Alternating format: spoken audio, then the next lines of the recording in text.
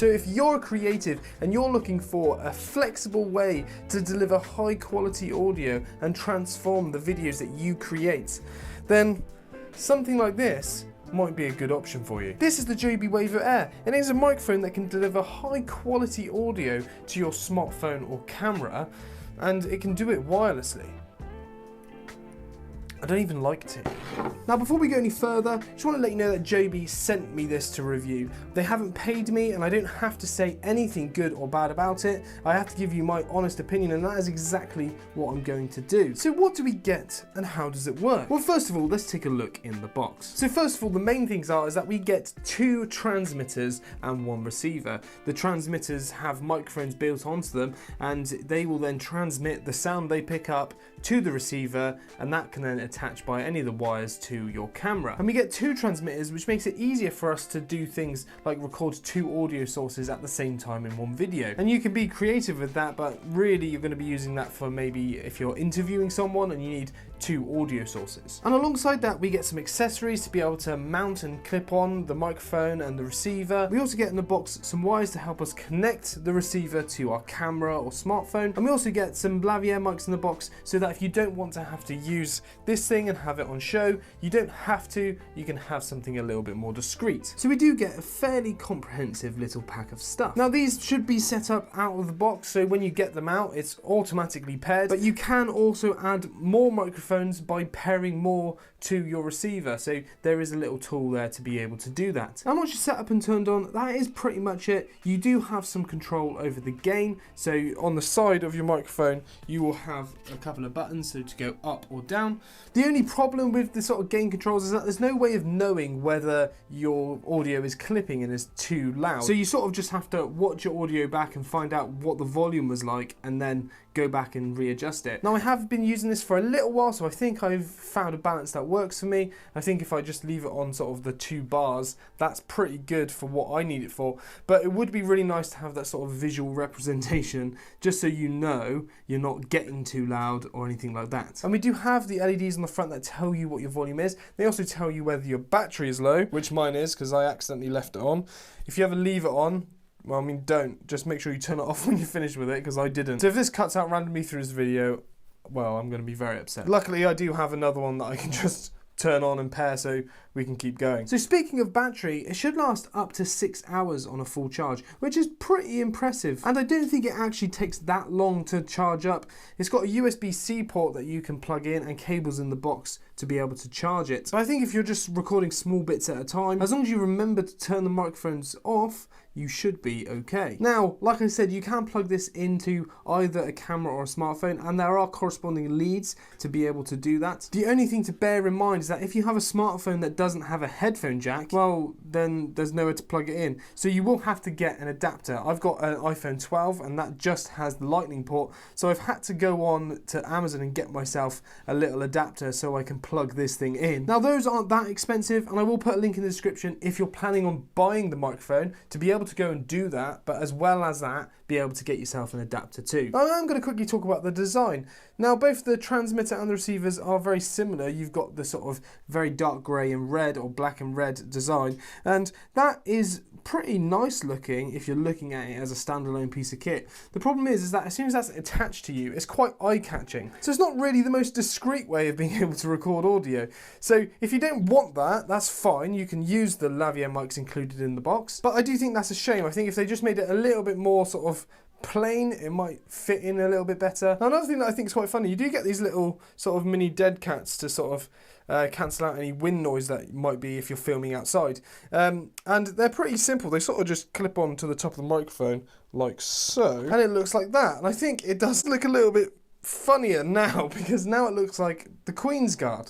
Get back from the Queen's Guard! So now, despite having a fairly effective dead cat on top of it, it does look like you have a soldier attached to your chest. It can come off fairly easily, so you can just sort of pull it and it comes out. It's got a little clip that holds it into the top where the 2 little holes are. It should stay on with a lot of sort of movement and stuff like that, but for example, if you were to knock it against anything or like spray something up against it, it can come off.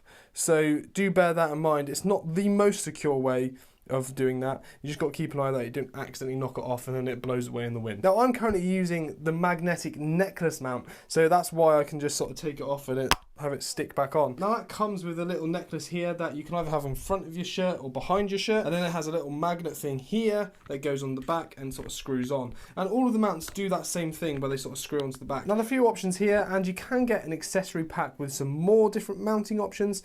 Really the one that I think most people will be using is either this one or the clips that included. You get 2 of those. And then for the receiver that attaches to your camera, you can attach the same mounts to that. One of the mounts is this little thing like that, and that sort of can clip onto a Gorilla Pod, or can actually just grip onto like sort of slightly smaller tripod legs. So that is also an option for you. Now one of the things that most people need to actually care about is what the sound quality is like on this thing. So we are going to do some tests. So the first test is actually just this video in general. I'm about 1 meter away from the camera and it's in direct line of sight, so this should be sort of the best connection you're going to get. I'm in quite a small room. I do have a little bit of soundproofing.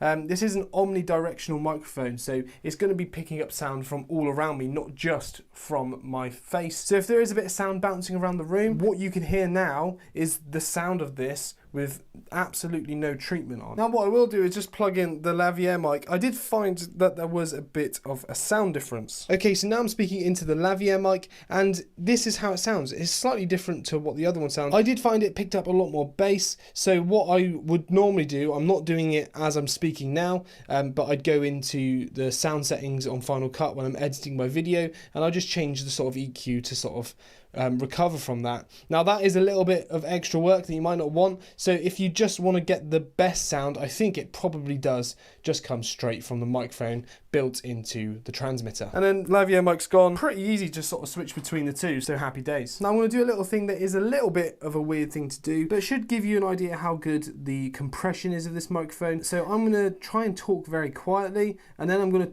try and make a lot of noise, and I'm not going to edit any of this in post-production, so you can see how well the compression is on this microphone. So now I'm talking slightly louder than a whisper.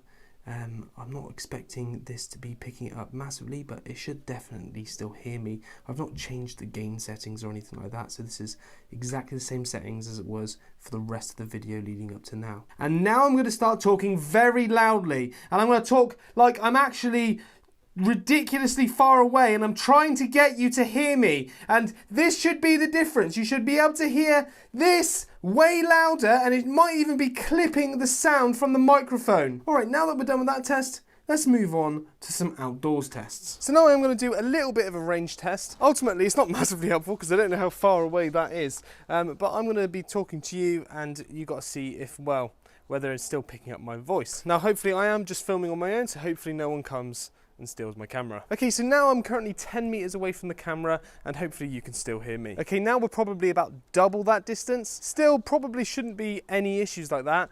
However, if I do the turnaround thing, you'll probably find that the audio keeps cutting out. Did the audio cut out? Okay, so I'm now stood in the middle of the road, probably about 30 meters away from the camera. Can you hear me? Is the range okay? Is it cutting out at all? Who knows? I am now comfortably at a degree that if someone did steal my camera, I wouldn't be able to go and retrieve it, and I'm about to get hit by a car. Okay, so now we're looking at about 40 meters away from the camera. Are you picking me up? I don't know, honestly. I'm quite a substantial distance away. I wouldn't really be expecting to have my audio be picked up from this sort of distance away from my camera. So tell me how the quality is like. Is it cutting out at all yet? Do bear in mind there is 2 very large house-sized obstacles either side in the way, so there's just this one thin line of sight. So how's it performing? I mean, I am very far away from the camera. There's a very good chance that this is breaking up. If it is not, I am massively impressed. There's a lot of obstacles. There's grass that's currently in the way. There are trees on this side here to the left of me, and obviously the 2 houses over there. So if there is a signal going between that and the line of sight, fantastic. Obviously, if I turn around, I'm almost definitely going to cut out and you're not going to get any signal. Are you getting any signal? But there I am. How's it going? Also, it's not really the windiest day today, so I'm going to do a manual test for you. I'm basically just going to blow air into the microphone. Okay, so just a quick one whilst I'm editing and reviewing this wind test. This here is the waveform. I don't really want to put you through that because it just sounds absolutely horrendous. Because I'm blowing directly onto the microphone, which is way worse than what wind would actually be. With the wind muff, that turns it down to about here, which is still very audible because I'm literally blowing directly onto it, but it makes an absolute massive difference. In actual circumstances of genuine wind, it would pretty much cancel it all out if it was standard wind, and you might hear a little bit if it was extreme wind, but where I'm literally just like blowing directly onto the microphone, which actually is a terrible test now that I've had a chance to think about it, it did okay. It did a lot better than without the wind muff, so there we go. So actually, I did think this held up pretty well in some of those tests. Honestly, I think the main thing going for this is just how good the audio quality is. I generally think this is one of the best wireless lavalier microphones for audio quality that you can get on the market. Now, there are definitely a few things that I would change. I think the design is a little bit too bold, and I would probably want that a little bit more discreet. But I guess for Joby, it's sort of a branding exercise. If someone's wearing one of these, you can obviously tell that it is a Joby microphone. So, you know, that's probably a good thing for them and probably worth the sort of the design cons. And one of the other things I think would probably take this from one level to the next level is some form of gain meter. I'd like to be able to see the fact that my audio is clipping if it is clipping, and I don't want to have to wait until I've finished my video to actually find that out. Obviously, you can do test videos before you start doing your proper content, but that's just another job you don't really want to have to do. Now, it doesn't have to be a screen with a proper little bar going up and down on it. Whether it was an LED on the transmitter or the receiver that would just sort of blink red if you're clipping, that would be really useful, but hey ho, that's not there at the moment. So guys, you tell me, what do you think about the Joby Wavo Air? Guys, put some comments down below and let's start a conversation about this. I do earn a commission off of anyone who buys it through my links. So if you are going to buy this, follow those to do it. It'd be massively appreciated. And guys, thank you very much for watching, and I'll see you in the next one. Whoop!